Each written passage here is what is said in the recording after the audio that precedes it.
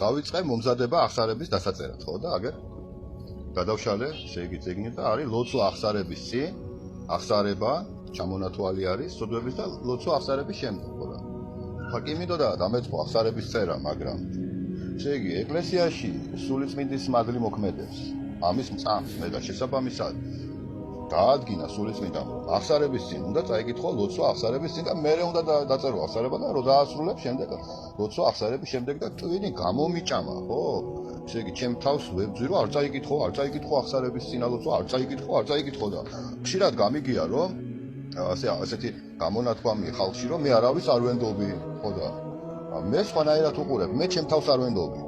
პირველ რიგში არ ვენდობი საკუთარ თავს. რომ მომივიდა აზრი არ წაიკითხო აღსარების წინა ლოცვა. რას ქვია აღსარების წინა ლოცვა არ წავიკითხო? სულიწმინდამ დაადგინა რომ ეს საჭიროა და ხა მაინტერესებს ახლა. ეს მე ვარ, მე ვეუნები ჩემ თავს თუ ვიღაცა ჩურჩულებს ყურში, ხო და დავიწყე გამოძიება. ხო, დავიწყე გამოძიება, არ წავიკითხე და ხო ვფიქრობ, რას ნიშნავს არ ჩემ თავს ვეუბნები რომ არ წაიკითხო აღსარების წინა ლოცვა და გადავშალე აღსარების ჩამონათვალე, ესე იგი, სოდვების ჩამონათვალე, სადაც აღსარების მომზადების წესია და უყურებ სოდვებს და ნახე უმადურობა, ხო, ესე იგი, გაუმაძღარი გული, უმადურობა და ხო ვფიქრობ და მე სხვა რამეზე გადავერთე და მივაგენიე, ესე იგი, ერთ-ერთი ბერის ესე იგი, ბერი როგორ ემზადება აღსარებისთვის, ხო? ესე იგი, რითი განსხვავდება ბერის და ერის აღსარება ერთმანეთისგან. ერი უფრო ზედაპირულია და ბერი უფრო სიღრმეში ჩადის. გააზრებაში და თქვათ ბერი ესე იგი ტიროდა რომ როგორიო გაუმაძღარი და უმადური გული მაქვსო როგორი უმადური ვარო და ესე იგიო მეო სათასასუფეველშიცო რომ მოხდეო იქაც მომბეზდებაო ხო იქაურობაო და ესე გაუმაძღარი გული მაქვო ჩემი მადლობა ყავდიაო უმადური ვარო და დაიწყო ტირილი რომ ასეთი გულითო როგორ წავდგები ღმერთის წინაშეო არ ვარ მზათო დაიწყო ტირილი ხან ვინ დაუკაკუნა ხან ვინ დაუძახა ხანვე დაუძახა და ესე იგი ხელი ეშლებოდა და თხოვა იღუმენს რომ მომესი კურთხევაო აღსარებისთვის ვიმზადებიო და გავალო აგერო ტყეშიო ვილოცებო ჩაუღრმავდები ჩემ თავში და დაუბრუნდებიო კი შვილო დალოცა იღუმენმა და წავიდა ტყეში და მოკლედ გაგანია ტირილშია მოკლედ რომ ეს რა უმადური ვარო და ასეთი გულით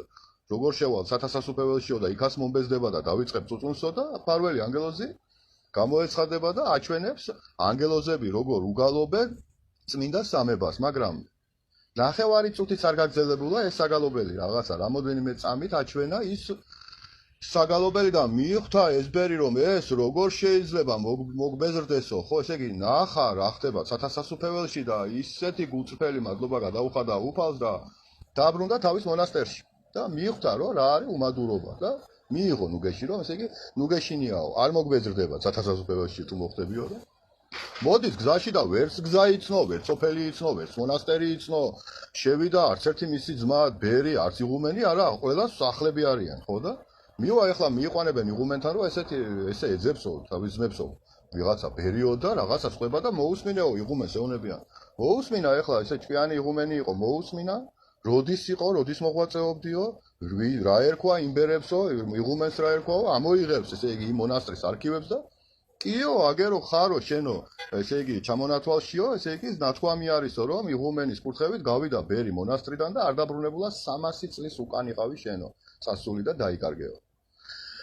სამუნი გამახსენდა ახლა სწორად როგორაა თქვენ ჩემზე კარგად იცით 1000 წელი ვითარცა წამი წინაშე თვალისა შენისასაო აი ხედავთ რა გამოვიდა რომ ესე იგი ჩვენი აღსარება რითი განსხვავდება ესე იგი ერის ხალხის აღსარება რითი განსხვავდება ბერების აღსარებისგან ბერები სიღრმეში ჩადიან და ახლა ხო ხვდები რომ ესე იგი აღსარების წინა ლოცვა თურმე საჭირო ყოფილა სულიწმინდის